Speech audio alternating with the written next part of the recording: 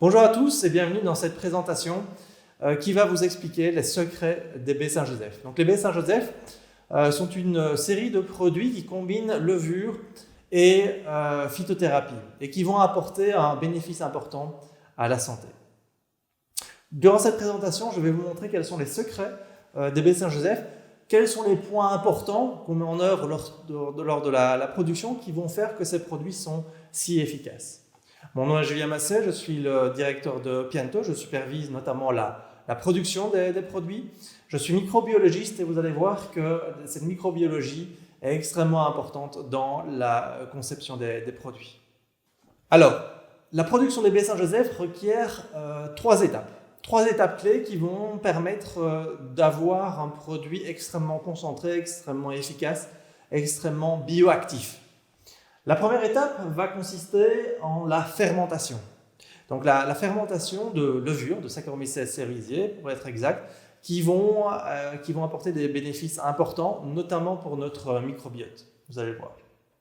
La seconde étape, c'est une lisse cellulaire où on va en fait casser les levures, où on va libérer le contenu de ces levures pour avoir un effet encore plus important et plus rapide sur notre santé. La dernière étape est une étape de concentration. Nous allons concentrer les principes actifs, nous allons rajouter des plantes, de la phytothérapie, pour apporter une synergie d'action entre les différents principes actifs et augmenter une puissance d'action inégalée. Et tout ce processus est en fait un processus assez long et rigoureux. Je vais essayer de vous le montrer. En fait, durant tout le processus, le seul intérêt pour nous, c'est de préserver, de traiter avec respect le produit, que ce soit les levures ou les principes actifs, les plantes, pour essayer d'en tirer un maximum d'efficacité.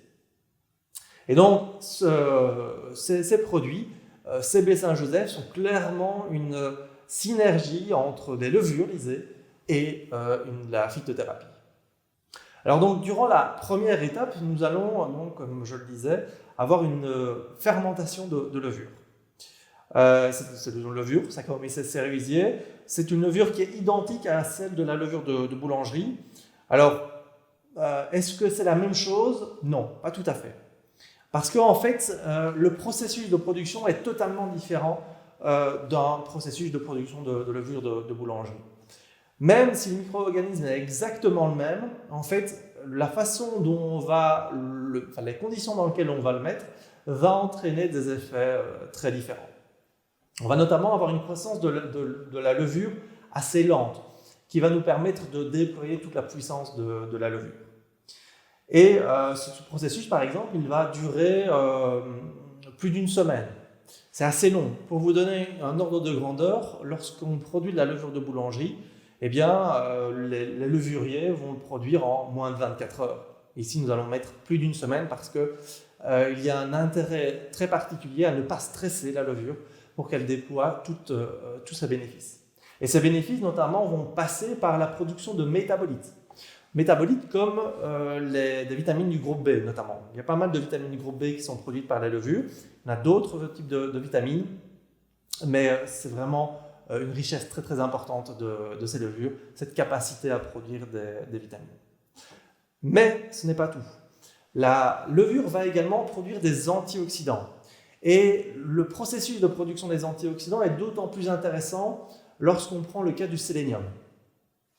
En fait, il faut savoir que le sélénium, pris en tant que minéral, est toxique, va entraîner un stress oxydatif supplémentaire.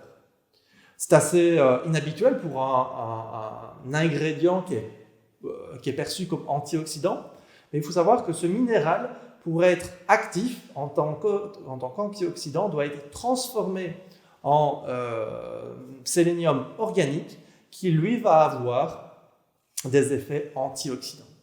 Si nous ingérons donc directement du sélénium minéral, nous allons avoir un stress oxydatif qui va augmenter. Ici, dans ce cas-ci, nous allons utiliser la levure pour faire ce travail de transformation et pour éviter ce stress oxydatif. Nous allons également l'utiliser pour avoir un sélénium organique le plus antioxydant possible. Donc vous voyez que les levures ont pas mal d'intérêt, notamment par ce processus de transformation et de métabolisation. Alors, la levure va également avoir un effet prébiotique. Alors, prébiotique, ça signifie qu'on va nourrir notre microbiote. Notre microbiote est essentiel. Il y a une autre présentation sur ce sujet. N'hésitez pas à aller la voir, c'est extrêmement intéressant, la puissance du microbiote sur notre santé.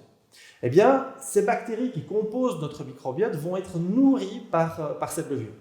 D'ailleurs, en microbiologie, on va notamment utiliser la levure pour enrichir, pour alimenter des bactéries qu'on veut produire. Donc c'est quelque chose qui est utilisé très fréquemment, qui est connu depuis très très longtemps. Et on sait exactement ce qui donne cet effet prébiotique.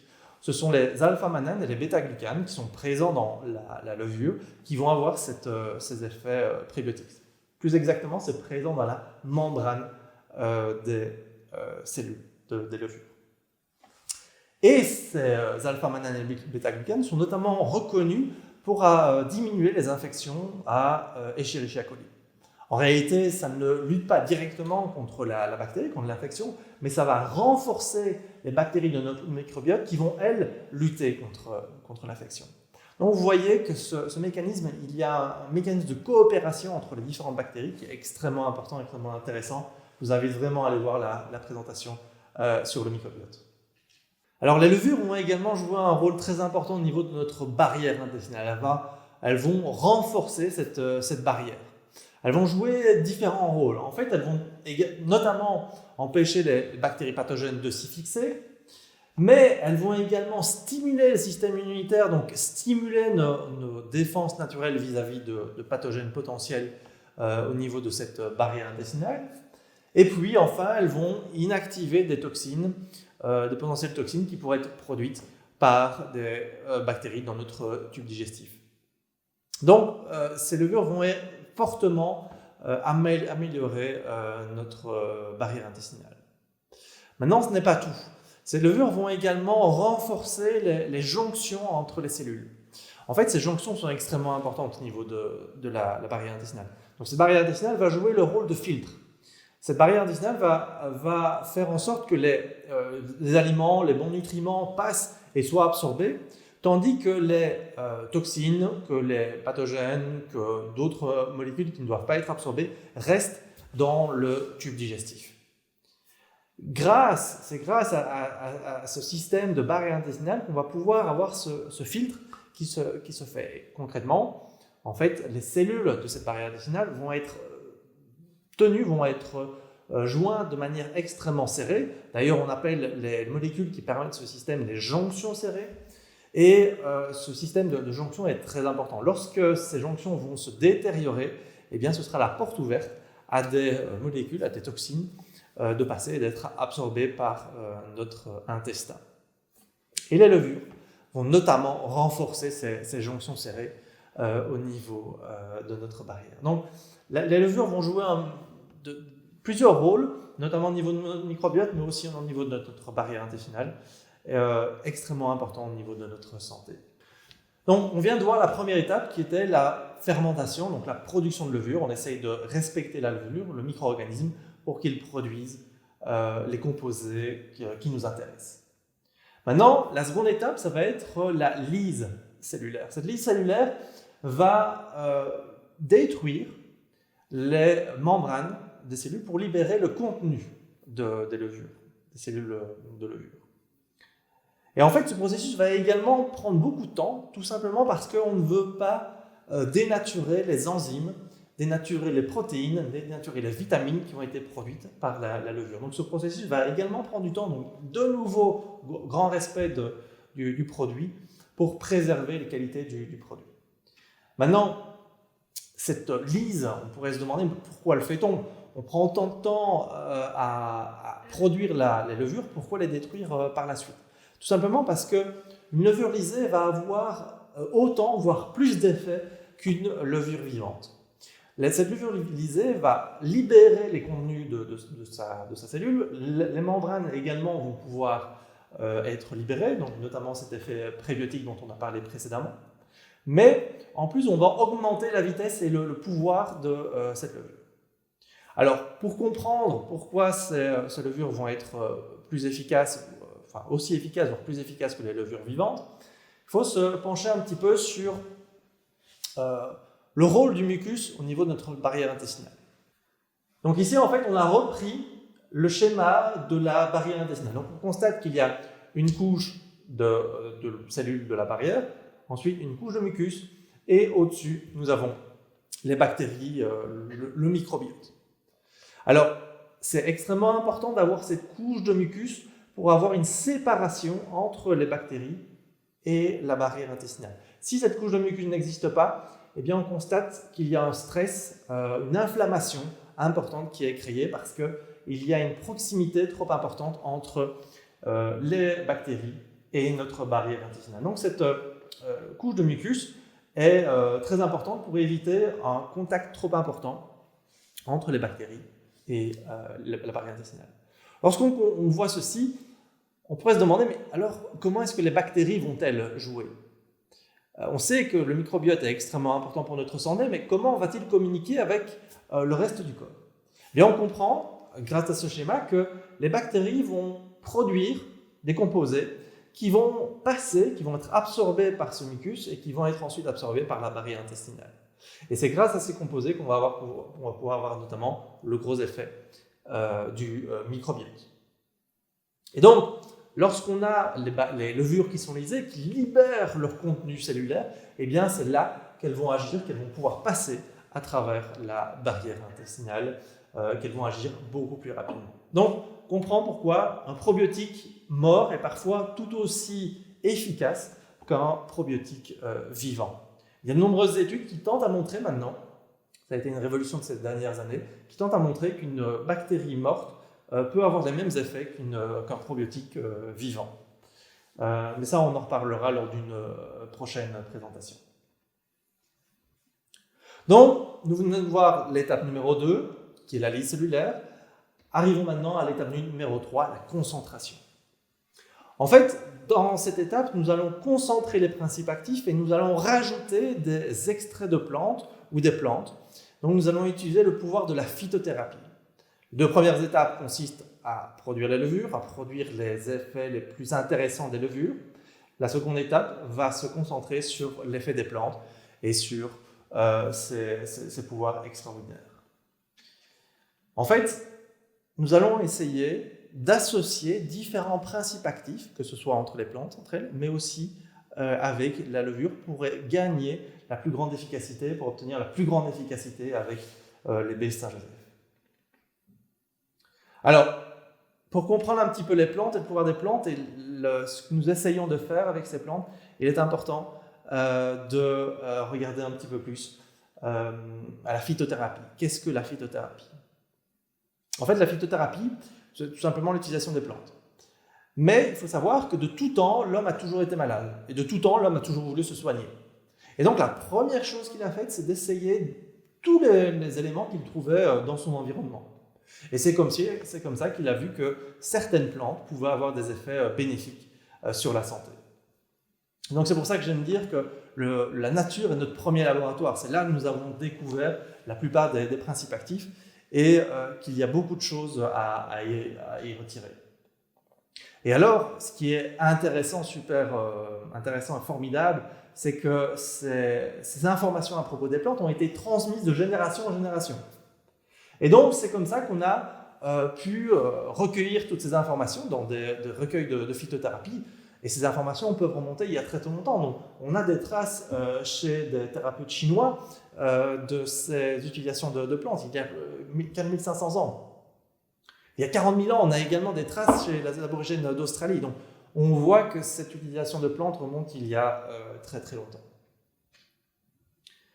Alors, la raison pour laquelle certaines personnes se méfient de la phytothérapie, c'est tout simplement parce que pendant très longtemps, les maladies ont été causées par des sortilèges.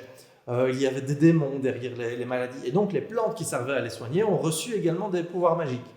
Et donc, ça fait peur à certaines personnes, mais en réalité, il y a vraiment des choses extraordinaires dans ces plantes.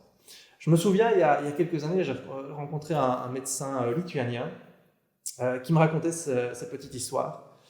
Dans son pays, il y avait une décoction de plantes qui avait pas mal d'effets. Et pour avoir les effets de ces plantes, la légende racontait qu'il fallait tourner un certain nombre de fois la cuillère dans sa tisane et chanter une petite chanson pour avoir ces effets. Alors, il y a beaucoup de personnes qui, lorsqu'elles entendent ça, disent pas forcément, enfin, la chanson n'a pas forcément d'intérêt dans le pouvoir des plantes. Et pourtant, on s'est rendu compte qu'en réalité, il y avait une raison derrière cette petite chanson et ce petit rituel. En fait, le temps de la chanson, c'était le temps qu'il fallait au principe actif pour passer dans la décoction.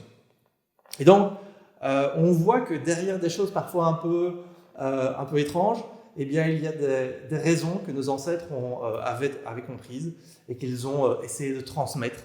Ils ne l'avaient pas forcément compris, mais ils ont essayé de transmettre ces informations à travers tout cela. Et donc, personnellement, moi, ça me passionne de voir comment nos ancêtres interprétaient les choses et aujourd'hui essayer de remettre un peu de science derrière ça et essayer de faire le lien entre les deux, c'est tout à fait passionnant. Mais il faut savoir, pour revenir à ces légendes, qu'elles ont perduré très longtemps, puisqu'elles existent encore aujourd'hui, enfin nettement moins qu'avant, mais au début du XXe siècle, on avait encore pas mal d'agriculteurs en Angleterre, par exemple, qui avaient peur de couper des arbustes parce qu'ils avaient peur de l'esprit de la nature. Alors, bien sûr, plusieurs personnes ont essayé de mettre un peu de rationalité derrière cela. Donc Hippocrate a été un des premiers qui a essayé de structurer un petit peu ces informations de manière très intéressante. Et ce processus a perduré. Et aujourd'hui, nous avons des informations extrêmement précises sur l'efficacité des plantes. Nous connaissons comment elles agissent, nous savons par quels moyens elles agissent, nous savons quels sont ces effets précisément.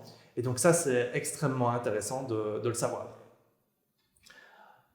Nous avons également cette information scientifique qui est de plus en plus recherchée. C'est-à-dire que lorsqu'on regarde l'évolution du terme phytothérapie dans les publications scientifiques, on voit clairement qu'il y a une évolution exponentielle qui est vraiment le signe de l'intérêt pour ces nouvelles approches, enfin, plutôt ce renouveau de ces approches ancestrales sur l'utilisation des plantes.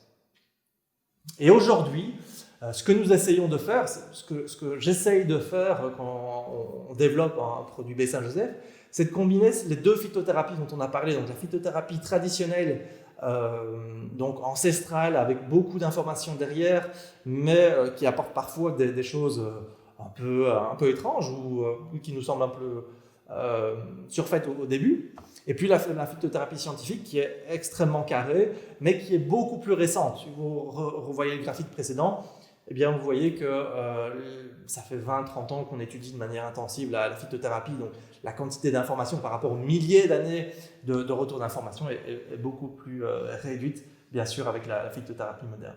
Mais ce qui est passionnant, c'est d'essayer de combiner les deux, c'est de voir, comme je vous racontais tout à l'heure, derrière cette histoire de la tisane, c'était de voir comment on peut avoir des informations scientifiques plus solides sur l'utilisation des plantes et sur leur efficacité. Et donc, ce processus de rationalisation a continué tout au long de l'histoire. C'est comme ça qu'on a découvert les premiers médicaments. Les premiers médicaments étaient tout simplement des dérivés de la nature et avaient des effets un peu différents parce qu'on modifiait d'une certaine façon par la chimie ces molécules. Donc, c'est comme ça que la médecine moderne est née et a commencé à se séparer de la phytothérapie. Mais j'aime rappeler qu'il y a tout de même des racines communes entre les deux approches. Et donc, comme je disais, c'est vraiment cette approche qui a permis de donner naissance aux médicaments modernes, qui vont avoir une puissance beaucoup plus importante, accompagnée d'effets secondaires aussi beaucoup plus importants. Mais j'aime aussi dire que ces deux approches ne sont pas forcément opposées. Je n'aime pas les personnes qui disent « je préfère l'une ou l'autre approche ». Personnellement, je trouve qu'il y a du bon dans les deux. Il faut juste savoir comment les utiliser et avec l'intérêt de chacune des approches. Alors, quelques mots quand même sur sur la phytothérapie, on va quand même essayer en phytothérapie de concentrer les principes actifs. Donc en fait, pour augmenter leur efficacité, on va essayer de les concentrer. Donc c'est un processus assez simple qu'on appelle extraction. Alors ça peut paraître un nom un peu barbare, mais en réalité derrière ce terme, il n'y a rien d'étrange. On va tout simplement faire comme si on faisait une tisane. En fait. Donc on va prendre la plante, on va la mettre dans un solvant. Là encore, c'est un nom un peu scientifique pour cacher quelque chose d'extrêmement simple. Très souvent, c'est de l'eau ou de l'éthanol, de l'alcool. Et on va avoir ce qu'on appelle un extrait fluide. Par la suite, on va concentrer cet extrait fluide, donc on va retirer l'eau. Et on va finir par vraiment obtenir une poudre sèche. Donc imaginez que vous faites une tisane à la mélisse. Vous mettez la mélisse dedans, vous retirez ensuite, après quelques heures, la mélisse, vous laissez l'eau s'évaporer. Ce que vous récupérez au fond de la tasse, c'est un extrait sec. Il n'y a rien de particulièrement sorcier derrière ça. L'avantage de l'extrait, c'est qu'on va pouvoir concentrer la plante. Maintenant, là aussi, on pourrait se dire c'est merveilleux, mais là aussi, il faut se pencher un petit peu plus sur ce qu'il y a derrière. Quand vous utilisez un extrait, donc si vous partez de 100 kg de plantes sèches et que vous arrivez à 20 kg d'extrait, eh bien ça veut dire que 80 kg ont été retirés. Et dans ces 80 kg, il y a peut-être potentiellement des principes actifs qui pourraient nous intéresser. Donc à chaque fois, il faut essayer de savoir ce qui se passe, ce qu'on va enlever et s'il n'y a pas quelque chose d'intéressant dans ce qu'on va enlever. Surtout que les plantes vont souvent avoir un mélange de composés. C'est-à-dire qu'il n'y a pas l'une ou l'autre molécule qui va agir dans la plante, c'est une synergie. Il y a un totem qui se crée dans la plante et qui est important à prendre en compte pour comprendre l'efficacité et la puissance des plantes. Donc cette notion de totem est essentielle pour comprendre la plante. Il y a certaines plantes, là encore c'est très très intéressant, c'est de constater que si on prend chacun des composés un par un, eh bien, on n'arrive jamais à récupérer l'efficacité de la plante. C'est vraiment la synergie. Et là, on est vraiment au cœur de la définition du mot synergie. Donc, 1 plus 1 est égal à 3 avec les plantes. Il y a encore des choses qu'on ne comprend pas. Et ça fait partie du côté extraordinaire de cette thérapie qui me passionne, vous l'aurez compris. Alors, pour comprendre ces différences entre les différents principes actifs d'une plante, un bon exemple, c'est la différence entre le thé ou le café. Très souvent, si on demande à la population quelle est la différence entre le thé et le café, quel est le plus énergisant par rapport entre le thé et le café, beaucoup de personnes vont nous dire c'est le café qui est le plus énergisant par rapport au thé. Pourtant, il faut savoir que la théine ou la caféine, c'est exactement la même chose. Du point de vue chimique, c'est la triméthylxanthine. Et en plus, c'est présent aux mêmes concentrations dans le thé ou le café. Donc, pourquoi y a-t-il une différence entre le thé ou le café ? Pourquoi ressent-on cette différence ? Tout simplement parce que dans le thé, il va y avoir des tanins. En fait, ces tanins vont s'associer lors de l'infusion du thé avec la théine et vont empêcher la théine d'agir. Et c'est seulement au moment de la digestion qu'on va avoir séparation entre les deux, entre les tanins et la théine, et que la théine va pouvoir commencer à agir. Et donc, c'est la raison pour laquelle on va vraiment ressentir une différence. Si on voulait schématiser, eh bien, le café pourrait agir très rapidement puisque la caféine va être absorbée quasi immédiatement, tandis que le thé, eh bien, on va avoir un effet qui peut être plus lent, plus progressif, mais qui va aussi durer plus longtemps dans le temps. Et donc, on va avoir des effets différents. Le café va pouvoir apporter de la nervosité, tandis que le thé, ce sera plutôt une vigilance accrue, bien sûr, si on en consomme des quantités normales. Mais donc, on comprend mieux quelles sont les différences qu'on peut avoir entre différentes plantes qui apportent parfois les mêmes principes actifs, tout simplement parce que dans une plante, on a une association de principes actifs qui vont avoir des effets différents. Alors, il faut savoir aussi que les plantes ne vont pas apporter les effets toujours avec la même partie de plante. C'est-à-dire que une racine aura un effet différent d'une tige qui aura un effet différent d'une fleur. Donc d'une plante à l'autre, parfois on va utiliser la fleur, parfois la feuille, parfois la racine. Tout dépend un petit peu de ce qu'on veut obtenir. Donc là aussi, c'est très important dans la sélection des plantes. Donc, quand on va réfléchir aux plantes qu'on va utiliser dans les baies Saint-Joseph, on va penser à tous ces éléments, aux interactions, aux extractions, aux parties de plantes à utiliser. Donc tout ça est vraiment réfléchi et on passe énormément de temps dans la sélection des plantes pour avoir les plantes les plus intéressantes. Alors il faut savoir que les effets vont aussi varier pour une même plante d'un biotope à l'autre. Donc vous prenez une plante, vous la cultivez dans le sud de l'Espagne, ou alors vous la cultivez en Norvège, eh bien cette même plante ne va pas forcément avoir les mêmes effets. Tout simplement parce que il faut savoir qu'une plante, ses principes actifs, elle ne les produit pas par pur plaisir. Ça lui coûte de l'énergie à cette plante de produire ses principes actifs. Et donc, très souvent, on va avoir derrière cette production de principes actifs un élément stressant ou un élément caractéristique de l'environnement. On va par exemple imaginer la température, trop basse ou trop haute, l'ensoleillement, la sécheresse, trop d'eau, le sol, la qualité du sol. Donc tous ces éléments vont influencer la qualité de la plante. Et c'est pour ça que d'un endroit à l'autre, on va parfois avoir des effets très différents. C'est aussi pour ça que d'une saison à l'autre, on n'a pas les mêmes effets. Donc là aussi, on va essayer de faire attention à ces différents paramètres dans la sélection des plantes. On sait très bien que d'un lot à l'autre, que d'une production à l'autre, on ne va pas forcément avoir les mêmes effets dans la matière première que nous recevons. Dans le produit fini, là, nous essayons toujours d'avoir, bien sûr, les mêmes effets par différentes techniques. Alors, jusque maintenant, nous avons parlé de beaucoup de choses. Nous avons parlé de levure, nous avons parlé de la lyse, nous avons parlé de la concentration, avec les différents aspects de la phytothérapie. Eh bien, en fait, ces différents aspects sont très importants et je vais vous montrer comment nous les associons dans un produit. Donc, dans ce cas-ci, je vais prendre l'exemple du produit baies Saint-Joseph cardiométabolique. Donc, ce produit, comme son nom l'indique, a pour but de soulager rapidement les symptômes, mais d'agir aussi en profondeur. Ça aussi, c'est une caractéristique dont je n'ai pas encore parlé, c'est d'essayer d'associer les différentes approches. C'est-à-dire que lorsqu'on a un inconfort de santé, on va essayer il y a beaucoup de produits qui vont essayer d'agir rapidement sur les symptômes. C'est très bien, mais il faut savoir que ça ne fait que masquer le problème. La cause profonde n'est pas traitée. Dans les produits baies Saint-Joseph, on essaye toujours d'agir sur les deux. On essaye d'agir sur les symptômes parce que c'est souvent ce qu'on recherche, un soulagement rapide.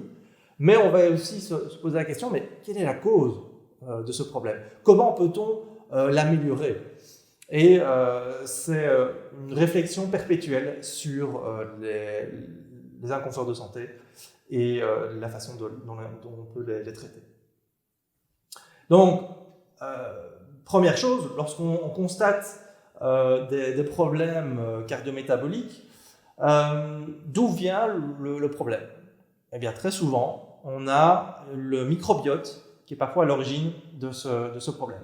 On sait qu'une alimentation déséquilibrée va entraîner un risque plus important, mais on sait également que certaines bactéries présentes dans notre tube digestif vont transformer certains aliments, notamment la viande rouge, en composés toxiques pour notre corps. Alors, ce n'est pas toxique immédiatement, mais sur le long terme, sur plusieurs années, ça peut être très problématique. Et donc, agir sur le microbiote va être essentiel. C'est la raison pour laquelle nous avons bien sûr les levures des baies Saint-Joseph qui vont agir, comme je vous l'ai montré, par les effets prébiotiques, mais également avec ces levures lysées directement sur notre microbiote, sur la santé de notre barrière intestinale. Mais nous allons rajouter de l'arabinogalactène, qui est en fait une fibre qui va avoir un effet prébiotique. Et puis nous utilisons également l'angélique de Chine, qui est une plante qui va également avoir des effets bénéfiques sur notre microbiote. Et donc, tout cela a pour but d'agir en profondeur sur les problématiques. Nous allons également essayer d'agir sur le cholestérol. Alors, nous savons que le cholestérol va être sécrété par le foie via la vésicule biliaire. Mais nous savons également que ce cholestérol va être réabsorbé un peu plus loin dans le tube digestif par les intestins.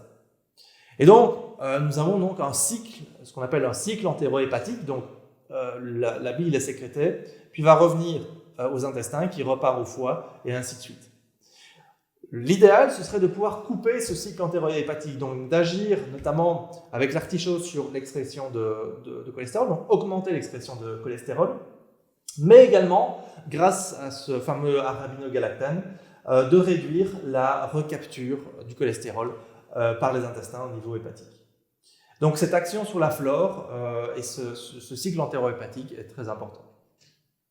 Ensuite, nous avons également dans ce produit de la vigne rouge, de l'hibiscus, pour agir sur la circulation artérielle et sur la microcirculation. Donc la vigne rouge est bien connue pour avoir l'effet favorisant la circulation sanguine. Et l'hibiscus, là également, très intéressant. Pourquoi avoir deux plantes qui agissent sur l'articulation? Parce que il est plus ou moins démontré que la vigne rouge va plutôt agir sur les artères, la circulation artérielle, tandis que l'hibiscus va plutôt agir sur la microcirculation. Et donc, notamment la circulation au niveau cérébral, ça peut être très intéressant lorsqu'on parle de ces effets cardiométaboliques. Les vitamines B1 et B6 sont bien sûr présentes, notamment produites par la levure lors de la phase 1, la phase de fermentation. Puis nous avons également un peu de cuivre pour donner un petit coup de boost à l'organisme pour le transport notamment du fer. Donc vous voyez comment on essaye de combiner différents ingrédients dans un produit. Donc dans ce cas-ci, cardiométabolique, mais tous les B-Saint-Joseph sont imaginés, pensés de la même façon. On se pose la question, quelle est la problématique? Quelles sont les solutions pour agir sur les causes profondes et pour agir rapidement sur les symptômes. Donc, avec ce produit, on va agir rapidement, mais également sur les causes profondes. Là, c'est vraiment une grosse particularité de ces produits, avec toutes ces associations, cette richesse dans les produits, avec la levure lysée. On a pris énormément de temps pour la produire, avec cette association de plantes qui va avoir des effets synergiques. C'est clairement un produit très efficace. Tous les retours qu'on en a sont plus que positifs. Voilà, donc c'était la présentation sur les baies Saint-Joseph. J'espère que ça vous a intéressé, j'espère que je vous ai apporté des informations intéressantes. Si vous avez la moindre question, n'hésitez surtout pas à nous contacter, on se fera un plaisir d'essayer d'y répondre. Et un tout grand merci pour le visionnage de cette vidéo. N'oubliez pas que vous pouvez retrouver sur notre site de nombreuses autres vidéos sur des sujets tout aussi intéressants, passionnants, sujets qui sont donnés par des personnes reconnues.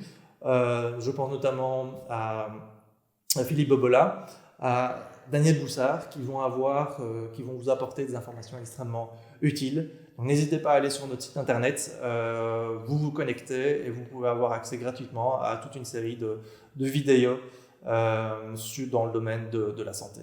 Voilà. Merci beaucoup pour votre attention, à très bientôt, au revoir.